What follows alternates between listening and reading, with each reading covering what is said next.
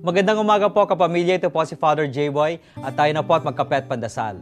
Naranasan nyo na ba ang bigat ng dinadalang problema dahil wala kang mabalingan o mapagsabihan? O naramdaman nyo na ba na tila lalong nagiging mahirap ang kinakargang suliranin dahil wala kang kaibigan na mapagpapahingaan ng loob?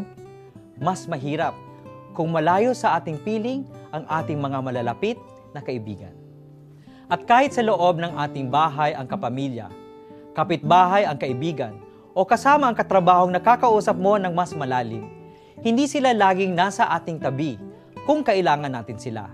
Hindi kaya ng sino mang tao ang ating pangangailangan.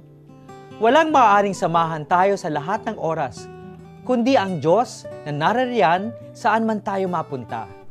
Wika ni Jesus, magsilapit kayo sa akin, kayong lahat ng napapagal at nabibigatan, at kayo ay aking pagiginhawain. Hindi tatanggalin ng Diyos ang ating mga problema, ngunit kaya niyang luwagan ito. At paano? Madaling mang-isipan kung mabigat ang kalooban. Sa kabilang banda, madaling nakakahanap ng paraan ang taong maluwag ang kalooban.